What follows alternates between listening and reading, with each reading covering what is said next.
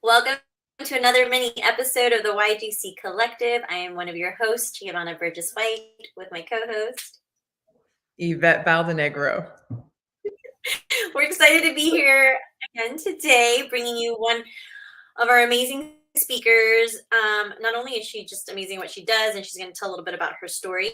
She's coming from Dallas, Texas, and this is the woman that we've been talking about, the partnership between the Collective and BankHer, which we're super excited for her to talk about how this became, the reason behind it all, and then our why is always to give back. And we're so excited to be giving the first female entrepreneur in one of the women's circles in the groups that we're going to be with. Before we bring Jasmine on, yes, go. No, I was just going to say, I feel like the excitement has really been building because you're right. It's like, who's the woman behind what you guys are talking about? It's like, she's real. We're not making her up. She's amazing. And when we bring her on, everybody gets to hear that. But it's like, but I know because everybody keeps asking and asking. It's like the excitement is just there. So it's great that she's going to come on and explain exactly who she is and what she does. And the reason why we're doing the mini episodes, the mini podcast episodes, to meet the speakers and meet the sponsors. Like I said before, go stalk them, go follow them, get to know them. If you are coming to pick speakers out, you're going to know who they are before you get there. And then for our sponsor auditorium, get to know who you're going to speak to, know what you need to know before you get there. This is the conference where we're literally giving you all the nuggets, all the gems. Everything is interactive. So you're not just sitting there and just watching. Your questions will be answered. And for the sponsors that are participating, like I said, normally you have to pay for consultations with these women. You're going to be in an auditorium with them and be able to ask exactly what you need for your business, or maybe for personal development, or maybe just for fun. So enough of that. We're going to bring Jasmine on stage. Welcome, Jasmine Brand. Welcome to the mini podcast. Thank you for the great intro. Oh my God, yes. We've talked about you. We've been posting on social media. People are asking us and very excited to be part of the initiative.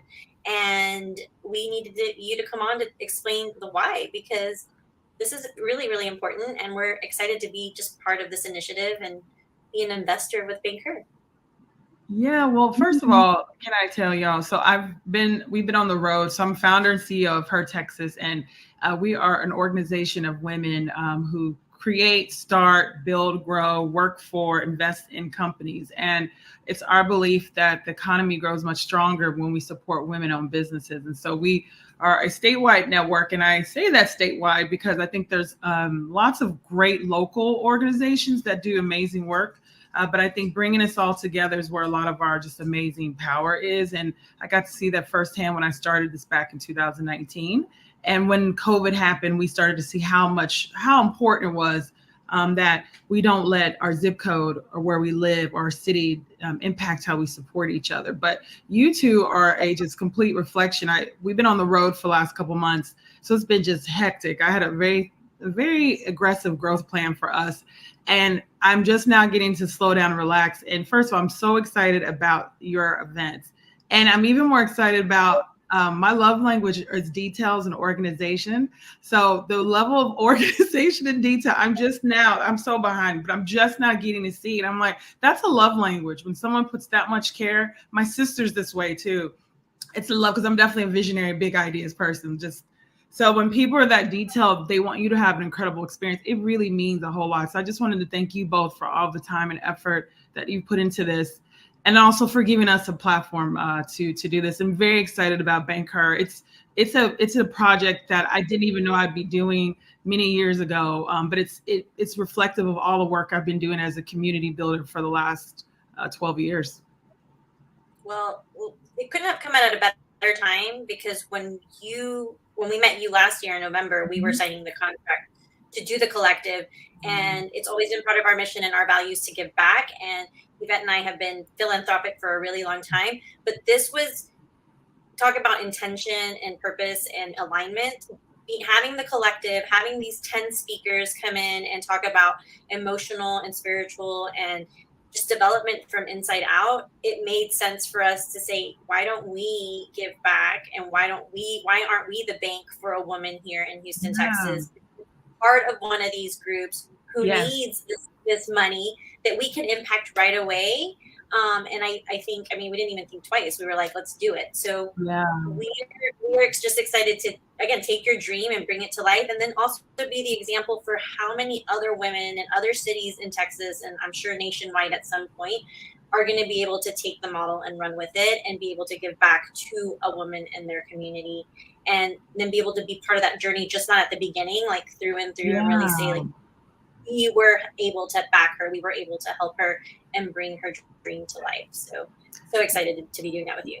No, I'm actually I'm a tough cookie. So for those that are in astrology, I'm a Scorpio. So I definitely have a very intense, strong personality. I know this since I was a little girl, but we're big crybabies. We just don't do it publicly. But I saw one, and as the stuff started to slow down, I saw a post or something, and as I was catching up on things, and I was almost gonna have an ugly cry, because it's you. I just shared this concept with you all, and you both got it. And to be seen and heard, first of all, as a woman, as a Black woman, as a woman trying to innovate and do something anywhere but in the state of Texas, it is so rewarding. And for me, I was like, they get it. Like, I don't have to do a whole lot of like talking about this. Being seen and heard is something that is so huge. And you know, when we start talking about the history of women when it comes to our relationship with banks, it's not even been 40 years when we had to get permission to even open up an account. I think it was between 83, 85, where we had to actually have our uncle, brother, dad, or whatever help us. Oh, that was not a long time ago, especially for our young Gen Zs. That right now it seems so easy for you to do all the things, because there's been women who have paved the way. And I'm hoping with this initiative that we are paving the way. It's really important too that we start to reimagine what it means to invest in each other. Right now, we're at a really critical time where we've got a surplus of women starting businesses. But most of the women starting businesses are never really going to hit the requirements to become a traditional accredited investor. And that requirement is 6 figures, a high 6 figures, or $1 million worth of property. There's a percentage of us that can do that. But even if I meet the income requirements, I don't even know anything about that world. A lot of us have not been invited into that. And I was talking to a mentor of mine. He is someone who I've gone to for the last 10 years when I have ideas, and I'm like, is this dumb? He's like, you're going to do it anyway. But what he does tell me is to just think really strategically. And I told him, you know, with the state of venture capital, we've seen increases in amount of venture capital and the funding women need to scale their businesses grow. But the majority of small businesses are never going to take venture capital. I'm a big advocate of keeping things 100% on unless you're really going to scale. But the culture we have is taking funding when the funding is either taking equity or causing us actually extra work. Or if I don't want leadership to help me tell me how to run the business, but I feel like I have to take the funding. There needs to be additional resources. And with venture capital, we know the percentages are so low for those women that are looking for the funding. It's less, I mean, it's like 1% of $267 billion. It's insane. Now, over time, this will change. Things are changing, more women in leadership. There's guys that get it. But I'm very impatient. It might be another Scorpio trait. I'm not sure. And I was like, you know what? I'm also big. My mom, who was also Scorpio, you guys, I'm sorry you don't get to meet her. She's no longer here, but she was like me, but 5'2". So it was a lot.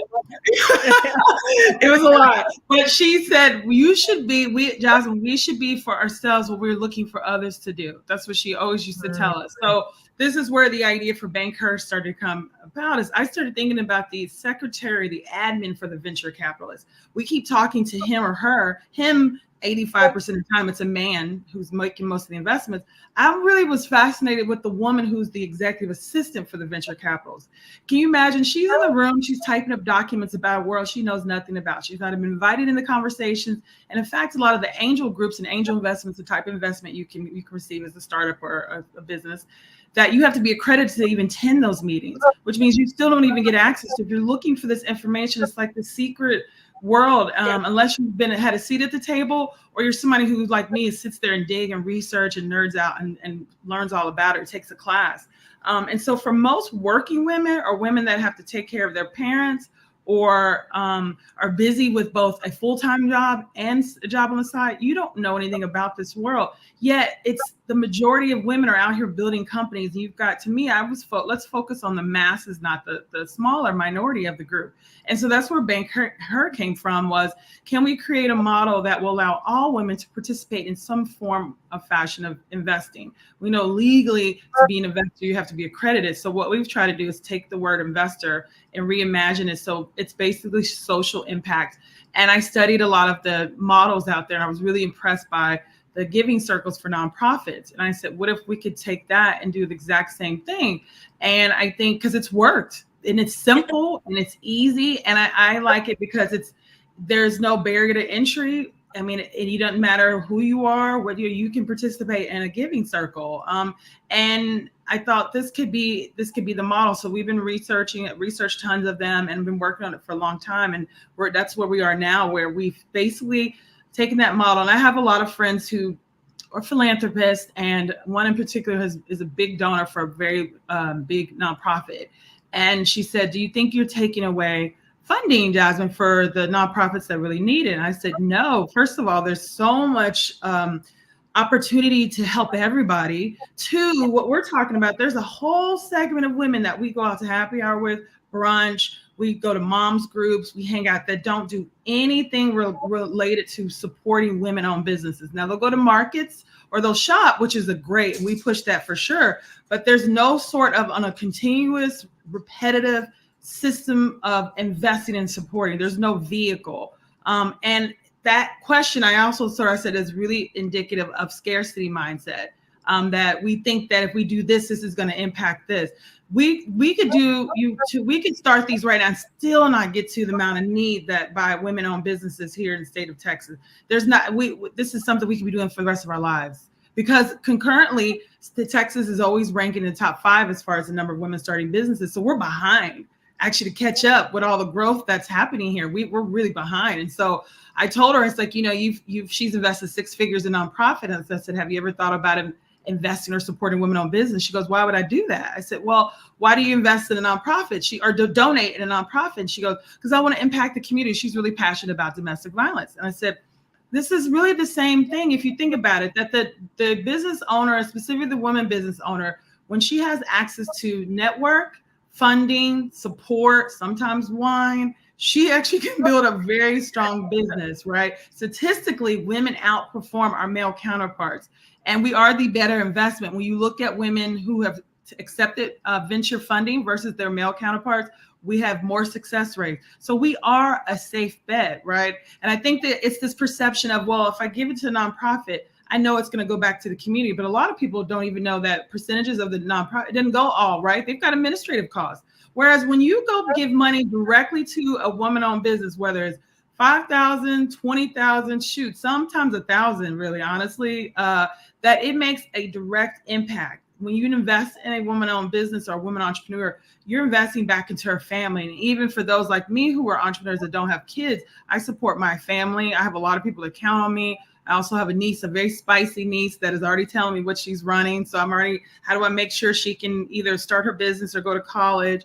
And so I still have a lot of people I support. I also give to charity, and I also want to be able to support too. So when people invest in me, it's not just investing in HER Texas, it's investing in bigger. And that's the difference between, I think, our male entrepreneur counterparts and us, is that women are not just showing up to events. We have a whole lot of stuff that we bring with us to those events. And so I told her, I said, if we start to invest in women-owned businesses, we will start to see more jobs being created. Women will also have the funding to be able to get the professional development, the education they need, a laptop. I mean, it really is massive. And so when I shared that with you all, it was exciting for you all to get it, because you all are really kind of experts and have experience in that space from the nonprofit. So it clicks right away. One of the challenges we have, and I say it's a really exciting challenge, is to introduce many women who don't know what a giving circle is. They've never heard of a nonprofit giving circle. So I'm excited because we now get to tell them, you should be in a nonprofit giving circle. And now here's BankHer, which is basically kind of the next phase of taking the innovative route for women-owned businesses. Woo! Let me just tell you, we're doing it. Our conference has both. So we have the president of one of our giving circles coming to talk about philanthropy. Yay! And then we have you, because, oh my gosh, again, that's amazing. There are women that don't know about either or, because obviously BankHer is needed. And there are women that are going to fall in either or in both. Yeah.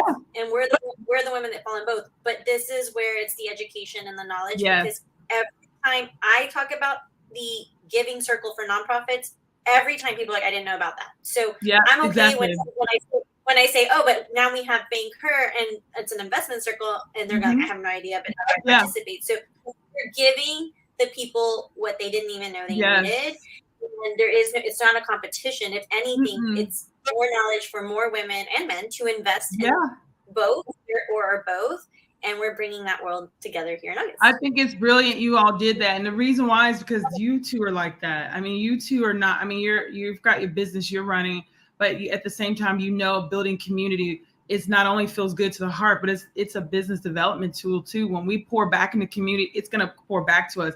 I always tell people that I'm dating people, and I don't mean like literally, but like I never force anything, because eventually if we continue to date, meaning we're learning about each other, you will join one a year later, or it might be 2 years, or you might share it with a friend who ends up doing it. So to me, it's like, as long as my big thing is, let's just do something. So if you're not doing anything right now, okay, first step, you come to the event. So that's great.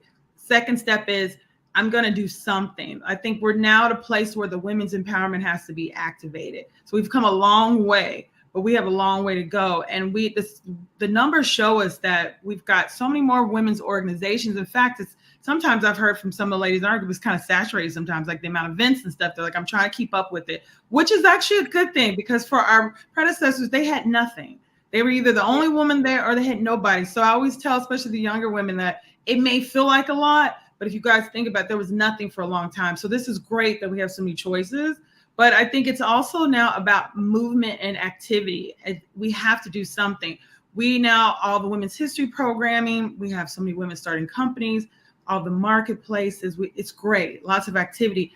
But, and I'm a numbers girl, when we go back and look at the numbers do not reflect or match the amount of activity. So what that means is it's fluff, right? If we as women are not supporting each other, and I've had women who have attended our events and later told me they slept in their car. They had nowhere to go, which is heartbreaking for me. I get emails probably on a weekly basis while my inbox is crazy for women. Either they're actually hungry. I had some tell me that was the first time they ate.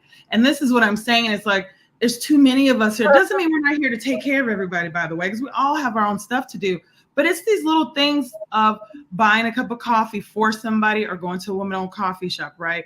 Or either signing up for a nonprofit giving circle that impacts women, or being a part of all the activity. Because what happens is, if all of us are doing something, that's going to adjust the ecosystem. And that's what we need right now. The ecosystem is alive and well, which is great, but the numbers don't reflect. If more women were actively involved in what we're talking about, you would not have so many women's businesses closing down. And I know this because I'm tracking, and we're around the state talking to everybody, that even with we have an event called 𝗓𝗏 recently did, where we're highlighting women-owned restaurants, coffee shops, whatever. In the 6 months, 7 months, or 9 months since we did the first one, 6 places have gone out of business.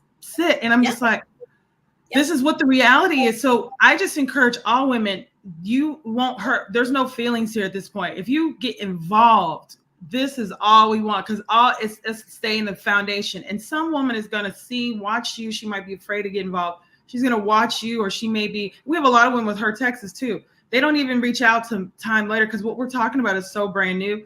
And it could be also intimidating too, if you're like, well, I haven't done anything, right? It's okay, actually, because there's months where I'm really good at doing a lot of the supporting and going out. And there's times when I'm too busy, or I'm frazzled, or whatever, that I'm not the best.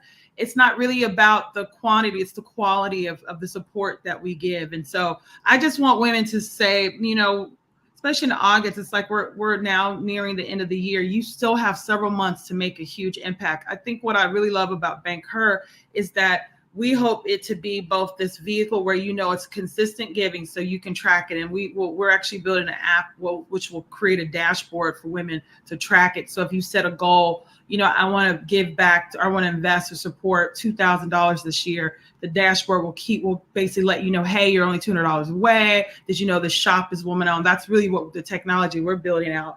But it's also about social fun too. I mean, I think what we envision, and you guys can kind of educate me that on the nonprofit giving circle, we hope to use it as an opportunity that women in their circle can come together on their own choice, whether it's virtual, in person, have dinner, talk about businesses in the community, talk about trends in investing, what's happening, use that social time. And then at the end of the period, then actually say, okay, we're going to select a woman to give this money to. And then we start it all over again. So my vision is for us to really turn this into us socializing, having dinner. But now we're talking about our kids, our loved wives, which always comes up for me. Or now we're talking about what investment did your circle? I will be probably in an ugly cry if I see and hear women speaking this way, because I'm like, yes, we're taking the power back. My niece Zaya is already wanting to start her BankHer. And every time I talk to her, I said, I have created a monster. She is so bossy, but I love it. I think it's working. The movement, we are part of the movement. You said it perfectly. That's one of our hashtags. We're in it. We are in it. Like it's paved the way. We're the ones in it, and now we need to do. Like, put your money where your mouth is. And you mentioned involved. So the best way right now someone can get involved is to come to the conference. They're going to obviously listen to you. So they're going to get more of what you do, even though, oh my gosh, I was like, where are the notes I need to be? But everything about you, coming and listening to you, but the involved in a portion of every single ticket is already going to go back into the first givings. I mean, the first that we're giving away.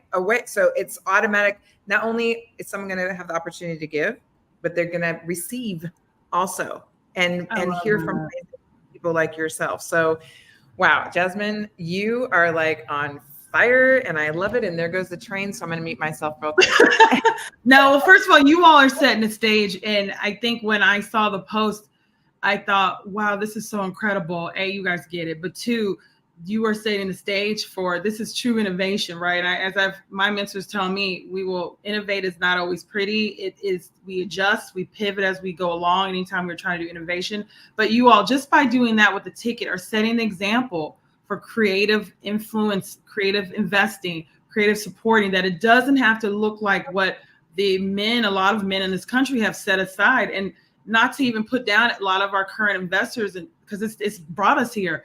But the time is now for us to innovate, and we do things differently as women anyway. And so the idea of even having just portion of the ticket go, this is now setting stage for some woman in Killeen, Humble. We're currently in 74 cities, you guys. So some woman in one of these cities is going to say, oh, I can totally do that because Yvette and Gio did that. That's something I can do in my time. I was just talking to a woman in Tyler, Texas. They don't have any women's focused programming there at all, right? But a ton of entrepreneurial women just out there hustling. That's the type of city that gets me really excited, because you give them a tool like this, or they get to see what you all have done. It's like, oh my gosh, I could do that. We've got a restaurant. I could do this. How about this, Tyler, Texas? If you're listening, come to the conference. Yes, that'd be amazing. Yeah, well, we have you coming in from Dallas. We have Julie Ciardi coming from New York. She's also in alignment with all the things that we do. And we have 2 other guest speakers that are not from Houston either.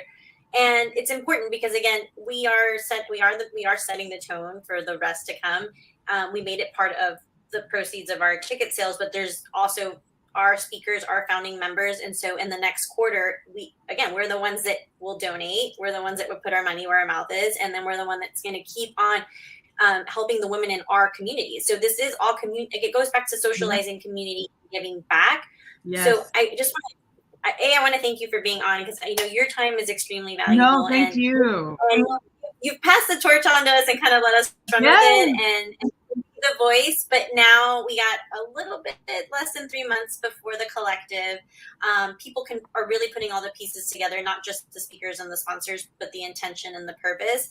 And as much as we're going to be there to allow women to pour into themselves through our speakers and our sponsors, they're pouring right back out to a local female Houston entrepreneur, and we will be giving that check the day of the event. So if you are there and participating, you get to be part of the movement. And if you're not, we have an amazing videographer who's going to take all the behind the scenes, and then we'll be sharing that on all of our platforms so that everyone can see what it is that the YGC Collective can do in partnership with such an amazing group. So Jasmine, thank you for being here. Thank you for being on.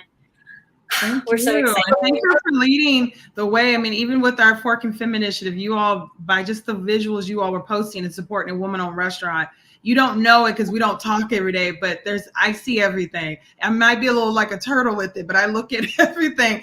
And I saw the influence you all had in Houston, because Houston was one of our top cities. Just by you posting, talking, you are really powerful in your own right. So thank you for all that you are doing too. It is influencing a lot of us. So I'm really proud to be friends with you all now and connected and excited to see what we can do together. Oh, well, thank you. We're going to take you off stage. We're going to close this out. And everybody watching, listening, all the information for HER Texas is going to be here for BankHer. Go follow, stalk all of our speakers. If you have questions, reach out to us. We're here to answer those questions. Jasmine, thank you again for being on with us today. Thank you so much. Thank you. See you soon. Bye. So Oh, man. Okay, I just wrapped wanna up in a highlight- flow. Yes, Yes, and I just go. want to highlight 3 things that she said that I just want to reiterate. Okay, she used 3 words that were amazing: alignment, collaboration, and being heard, right? Okay, so I was like, wow, this is such a metaphor, really what she just said that we did together, from just the collaboration and working together.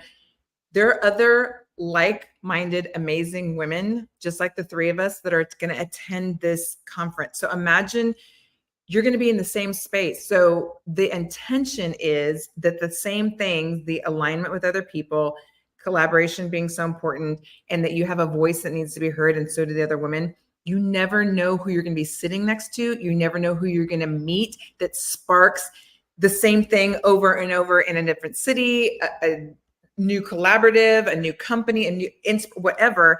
It's like that essence is what we're bringing and hoping and trusting the universe to continue on for all the women in attendance. And I think that when she was describing all that, I'm like, oh my gosh, this is such a great picture of this little bubble that we've been in. That's just going to be expanded. So I'm really excited about that. Well, it's so great to, again, it's between our speakers. We have 10 speakers and we have 7 sponsors and a couple more people that we're not announcing until later.